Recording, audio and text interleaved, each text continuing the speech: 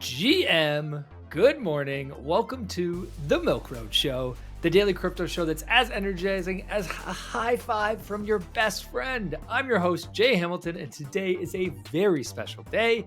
Today we've got Luca Netz, CEO of Pudgy Penguins, on the show.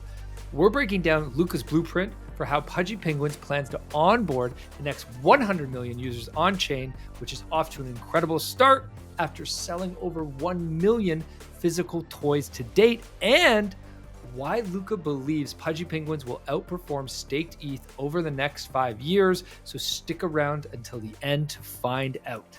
Luca, welcome to Milk Road Show.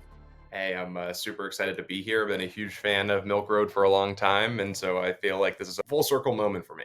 All right, I want to start with Walmart. You're one of the few leaders in NFTs who seems to understand the basics of profit and loss. While most are spending millions on building products which have minimal product market fit, you decided to focus on generating revenue by selling toys, a playbook which you know well, as you previously did 500 million in revenue from a past toy business.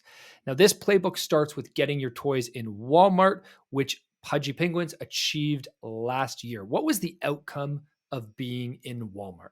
Yeah, I think from our perspective, we kind of saw the writing early on in terms of what was needed to build a sustainable and successful NFT project. I think first and foremost, it was the idea that you couldn't project or forecast revenue with the existing model, and that you, in order to succeed, just as an entrepreneur, and I think hopefully all business owners out there listening, have a business model that is growable, forecastable, and projectable. And I think that gives you a really good anchor of stability to ultimately grow your business and a lot of leverage. I think what we saw prior to our acquisition, of Pudgy Penguins was this cadence in which NFT projects really generated revenue by selling more NFTs, and it actually totally counteracts the most beautiful mechanism apart that makes these NFTs so special, which is scarcity, right? And so, like, the more NFTs that you issue, the more fragmented liquidity becomes, the more that demand gets separated outside of the core collections, and ultimately, we've kind of seen this multiple times up until this point that issuing more NFTs outside of the core NFTs is a recipe for disaster. And so one of the first things that we did when we came into this was like, how do we build a sustainable, growable, and forecastable revenue stream? And toys seemed like really low hanging fruit. It took us about a year to kind of develop the line, 25 individual SKUs, all licensed from holders, meaning every toy that you see on shelf in Walmart and Target is actually an NFT that is licensed directly from an NFT holder. And every time we sell one of those toys, you get a royalty in perpetuity. And we've paid out hundreds of thousands of dollars up until this point to NFT holders. So I think that's really exciting. Walmart was a huge breakthrough for us. Obviously, I think it was just maybe just under a year now that we've been in Walmart. Something that we worked really hard towards getting. It was actually an incredible sprint. I had been trying to procure the Walmart deal for about a couple of months, and they kept on saying no. They reached out to me just before quarter 4 and said, "You have 3 months to get us, 2,000 pallets with 600, or I think like 1,000 toys on each pallet, and you got to figure it out quickly." So it was a monumental sprint from a logistical and product development side. We were able to pull it off. I think that really kind of opened the door to us being taken super seriously. I think prior to that, people were really, were really supportive because we bought this business. We paid ourselves no money. We really try to do everything in terms of leading by example and working by the strap of our boot. But once we did Walmart, we've been telling, everyone that we were going to build the biggest legacy IP brand crypto's ever seen. We wanted to build crypto's mascot. And, getting in the world's biggest retailer is no small feat, especially via the campaign in which we did it with these pallets in the middle of the store. It's not just like a toy on a shelf. It's just dead center, most important time of the year, real estate that's really only, given to Teenage Mutant Ninja Turtles and Star Wars. And here you are, you have this crypto native IP and Pudgy Penguins that's right there. With a blockchain integration attached to the toy. And so I think that was really the beginning where people were like, oh yeah, this is a top contender. This isn't a fluke. They're not just catching a bid, and whales aren't just buying. Like, these guys are doing what they set out to do, and so we're impressed. That's amazing. And what's the current status of the toy business? How much revenue is it making? What is it in? I know you guys are continuing to expand. Where are you now beyond Walmart? Yeah, I think today it's about $13 or $14 million in retail sales. Sold over, I think, 1.2 million individual units with a median price of about 10 to 12 bucks. The business is scaling well. We just launched in Target, so if you go to your local TCG and collectible section within Target, you'll see some clip-on Pudgy Penguins right there. Highly encourage you guys to get a couple. It's something that we're really proud about. It's something that's sustaining the company and kind of covering our bottom line. It puts us in a position of strength. We are not, desperate to go, do things that I think will ultimately compromise the long-term integrity of the business and, more importantly, the assets in which our community holds. And we're really just in a position now of just scale. I think Asia is huge for us.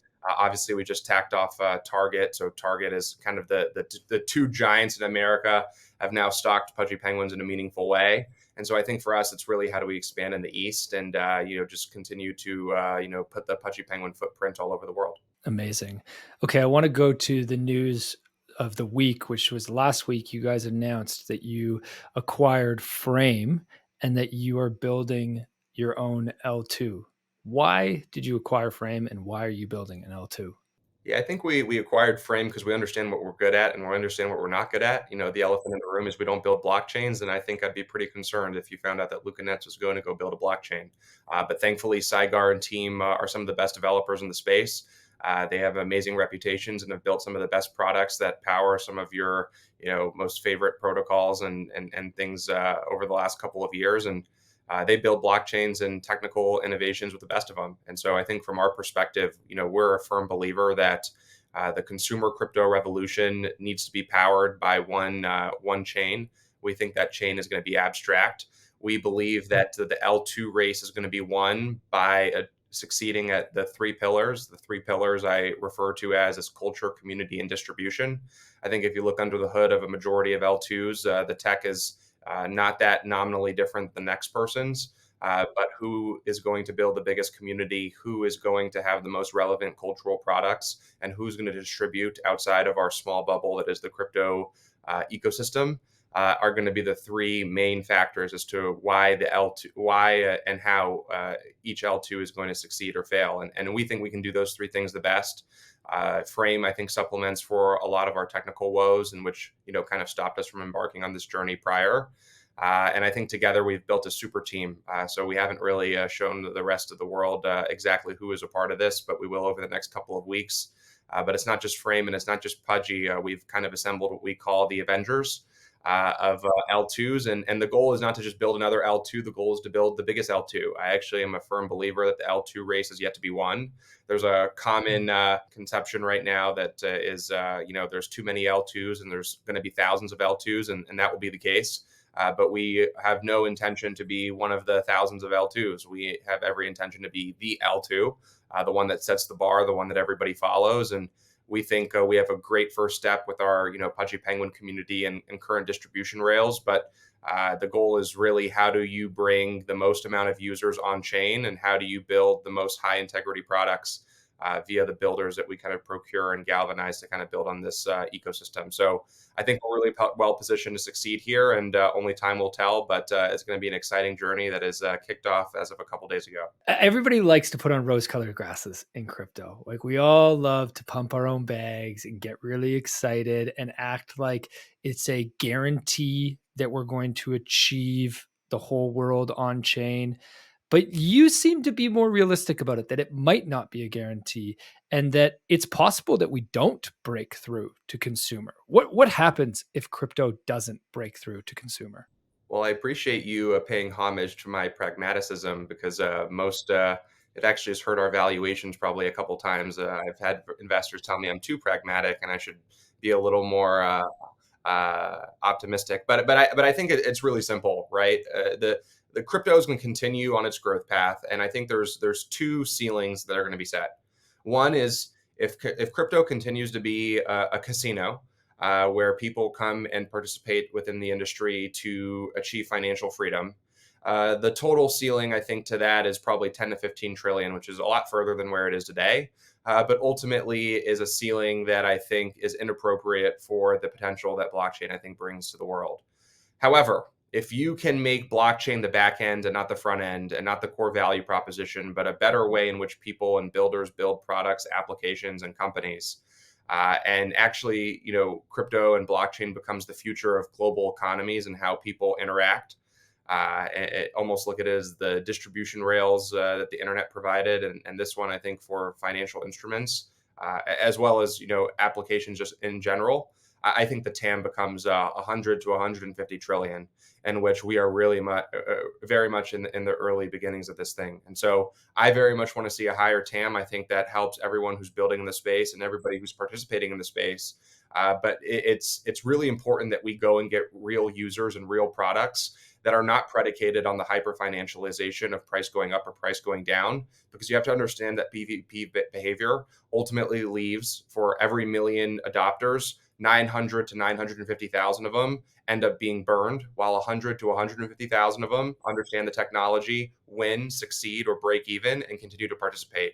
And that growth curve is not healthy for the growth that we want to see, right? You're not going to get to 100 trillion an addressable market going that direction versus, me building a consumer product where people are not familiar with, blockchain as like the core value proposition. They are participating, they're interacting, they're putting liquidity on these mechanisms, but ultimately they are not leaving because they lost some significant amount of money.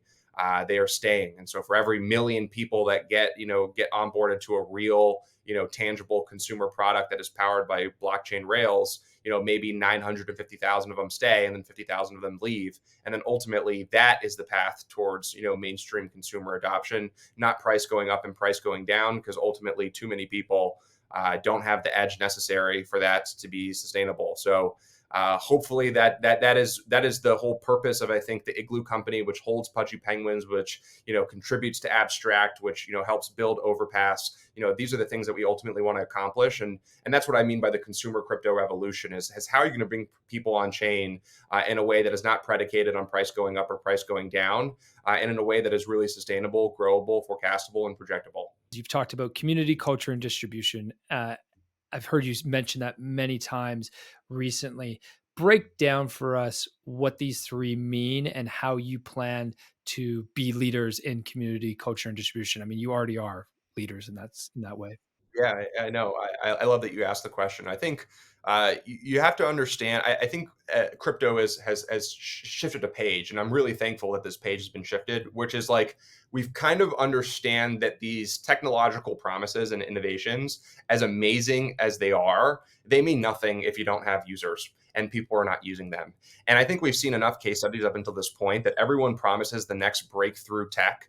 And if it works, right, half of the time they don't even work. But if they work, what ends up happening is they don't have any users. And I think how you attract users is really through those three mechanisms, right? Culture, community, and distribution. And in Web 2 tech, that really is the moat. I reference an anecdote as of recent, but Zuck, there was some old emails of Zuck talking about his acquisition of Instagram. It wasn't that they couldn't build Instagram; they needed 3 to 4 to 5 to 6 months to build it. It was the fact that by the time they were going to build those features and those integrations, that Instagram would have controlled that photographic social behavior, and they would have had all the users, culture, and community. Right. And so it's not a matter of, and especially today with AI, I think the mode of tech is just shrinking and shrinking day by day. This idea that this next breakthrough technology is going to be the difference maker, I think is fundamentally mistaken. I think the moat in Web 2 and now in Web 3 finally is culture, community, and distribution, which is ultimately ties into one thing, which is users. Right. Why are users coming and participating on a platform or on an ecosystem? Because the culture speaks to them. The community resonates with them, and the distribution is growing that pie so that there's more things to do and more ways for people to interact. I think what we've been able to really do at Pudgy, and I actually think the NFT meta is going to get reinvented because of it, which is like, if you're going to build a protocol or an application or a chain or an ecosystem, maybe you start with an NFT first, because maybe you build that camaraderie, you build that community, you build that nucleus that is then going to be your first 5,000 or 10,000 champions. And then maybe you translate into the tech and innovation, right? Because what you really need is you really need that first base of champions and users in that feedback loop to make sure that you have a high integrity product that's going to stand the test of time and ultimately give users, the product and the look and feel that they want. And so I think from our perspective, we have this nucleus of community. We know how to broaden the horizons there. I think from a cultural perspective, you'd be hard pressed to find a team and a group that understands culture the way that we do. What culture means to you and what means to an individual, I think is predicated on a lot of things. I think culture to us is relevancy to products and applications that impact thought and behavior. And then last but not least is distribution, right? Like once with this nucleus that we have, can we grow it to be 20, 30, 40, 50 times the size that it is today? And I'm confident that we can. Speaking about the community, I need to ask the direct question: how do Pudgy holders win? So the path to me is very clear for Pudgy Penguins, the business, and for Igloo Inc. I think where everybody's a little bit unsure is, okay, what about the holders? What about the investors here? That path is still being figured out. And I think a bit scary because every PFP project is down so bad right now. And you're the only one that seems to be on the up and absolutely crushing it. So kudos to you. But how do Pudgy holders win? Yeah, and if I was a Pudgy holder, there's nothing to be scared about because the Pudgy is the nucleus to everything here. The one thing that is really important as a holder that you should know is that I'm conscious, right? I'm conscious on how this game is won, and I'm only here because of those holders. And so it's my responsibility to take care of them above all else. This is really important, and I will never lose sight of that. And so I think like at the forefront of it, let's not issue new NFTs, and let's make that the origin story of this entire business and the entire company and all the history and barriers and boundaries that we're going to break all stems from this collection of 8,888 NFTs. I think when you look at it also from like a unit basis, it's really important to note there's only 8,888 of these first edition tokens. These first edition tokens give you access to a family around the world where you can go to any city and state or country and have friends that will take care of you, that will house you, that will feed you. There is a group that also is open to licensing. And so if you believe that we'll build $1 billion penguin brand, I will need a lot of products. I will need a lot of content. And we are of a firm belief that we need to share that value and share that success with our early holders. And then I think when you just look at like historical value, I think when it's all said and done, a Pudgy Penguin will be the most important NFT to ever exist. I believe that because if we actually achieve in creating a legacy IP that hundreds of millions of people know and love, nothing like that in crypto has ever been seen before. And very few things like that have ever been seen in the real world. And I think that just creates a story that is unparalleled to anything that we've ever seen before. And one that I think is going to hold some serious historical weight within the crypto sphere. I also think from, friendships and interactions, what it means to be a builder within the Pudgy Penguin ecosystem and an entrepreneur. You'd be surprised how many doors it opens for, I can speak from my perspective, holding a Pudgy Penguin PFP has, allowed me to, reach out to people that I otherwise would have never reached out to long before I acquired Pudgy Penguins, guys that are worth billions of dollars building some of the biggest protocols, that share that. There's something about, being able to interact with people that are a part of the same tribe. And I think the tribe that we're building here is unparalleled. I don't see anything, within my peripherals that, is building the same type of culture and community that we've been able to build.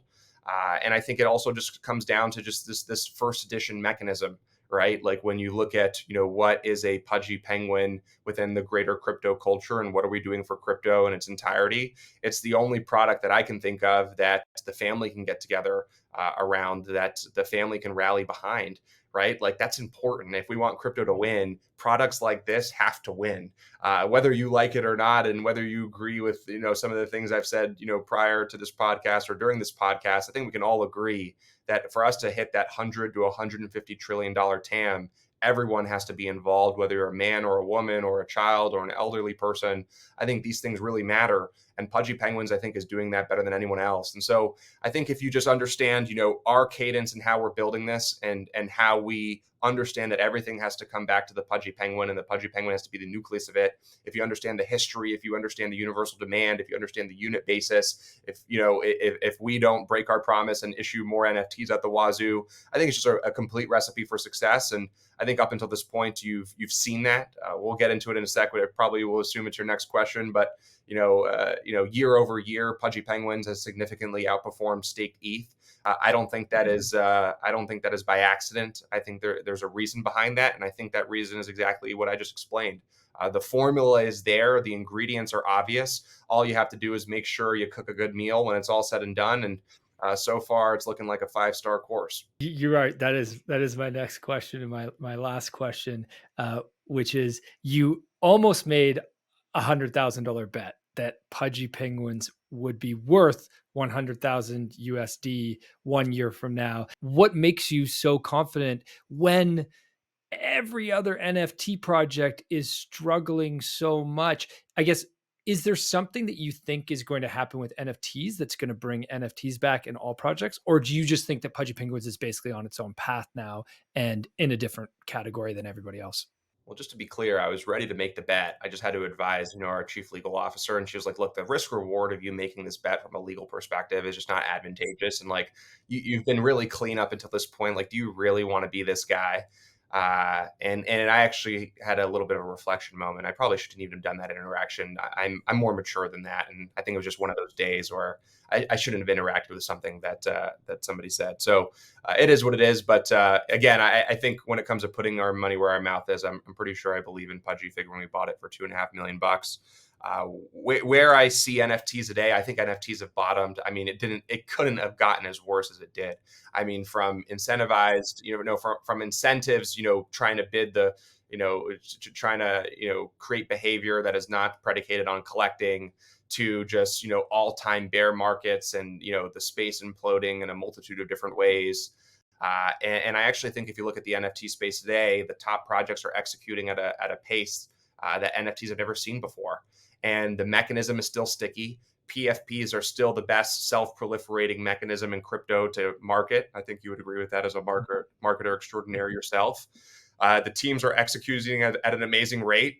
A lot of the BS has been washed out. The blur farmers are gone. The incentives make no sense anymore. So there's no reason to just sell things into bids just because. And I think when you're looking at the greater landscape, there's never been something in crypto. The most bullish take on this is look at this holistically. There's never been something in crypto that has made users and builders so much money the way that NFTs have, that just simply it happens one day and then disappears. Right now, crypto is a financially driven market, and anything that yields huge rewards from a financial perspective has their ups and downs, and trust me, it goes through its roller coaster, but it does not disappear. And so NFTs will be back. I think if you understand digitally collecting and the pros of digitally collecting versus physical collecting, another bull case is the collectible market cap today is about $450 billion. The NFT market cap, i.e. digital collectibles, take about 1% of that.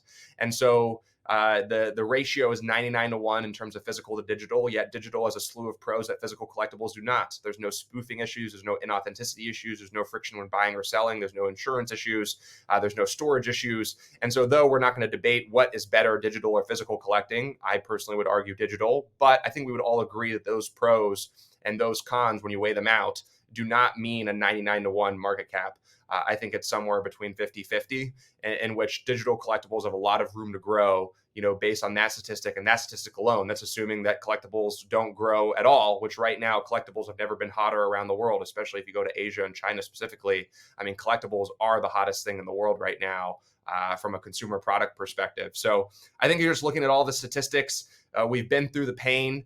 We're on the other side of it. And probably the last bull case that I'll give you is the unlock of leverage in NFTs. This was not available in 2020 and 2021.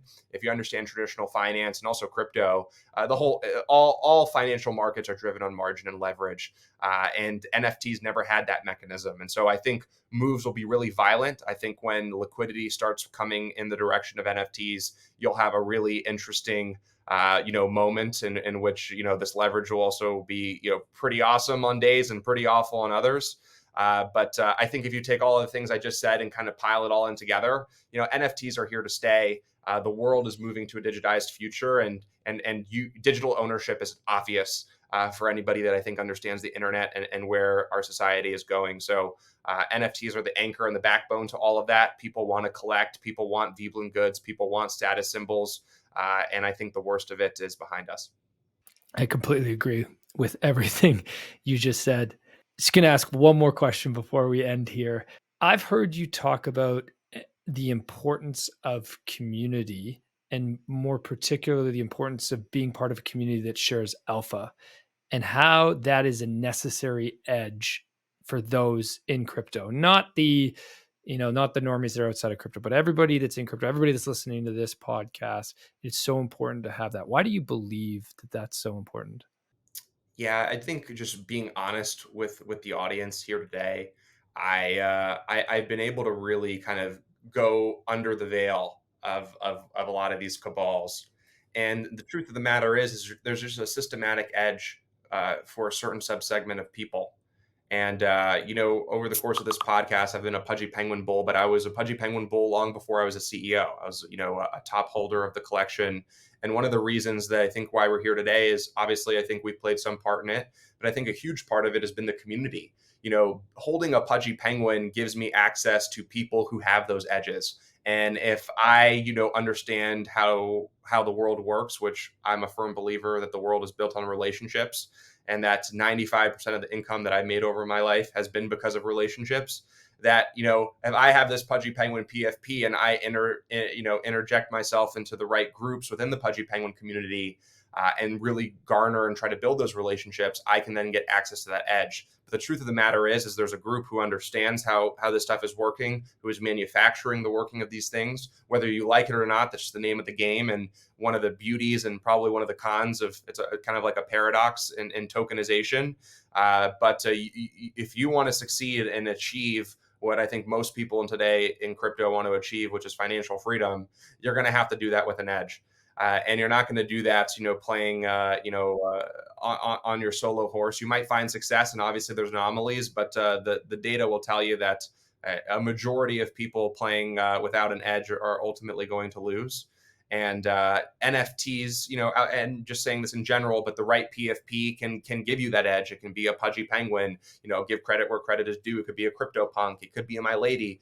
These are probably three collections that I think right now are probably leading the charge in terms of, edge, crypto edge by being a part of that community. And these assets I think are just bigger than like, hey, a friend that I can go see in China and can maybe house me, maybe a friend that, tells you something good to buy and then it changes your whole life is super meaningful and impactful. And I think these are where these PFPs do community better than anything else, because it's really easy to identify who is a part of this and who isn't. And if I have a Pudgy Penguin PFP and I reach out to another person who has one who I see is crushing it on the timeline, the likelihood of him responding and engaging with me is 10x if I had some, booger PFP or some yellow thumb, right? So I think this is one of the biggest, if not the biggest, value proposition that I give that I think NFTs give.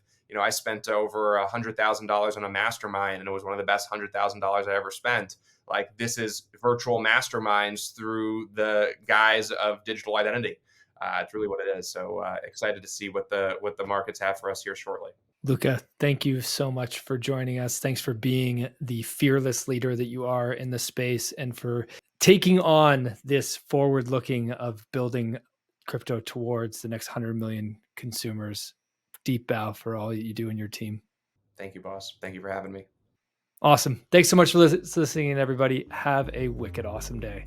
Thank you for listening to Milk Road Radio, the easiest path to get smarter about crypto. If you like this episode, share it and hit subscribe or follow so you don't miss out on the next one. There's also a link in the description to our free 5-minute daily newsletter where we simplify crypto for you while making you laugh. And if you're willing to step up your crypto investing game, then we'll leave a link to Milk Road Pro as well, your #1 resource to help you invest successfully in crypto. One final note, this podcast is for educational purposes only, and nothing we say is financial advice. Crypto is risky, so you should never invest more than you're willing to lose. Thank you, friends, and we'll see you in the next one.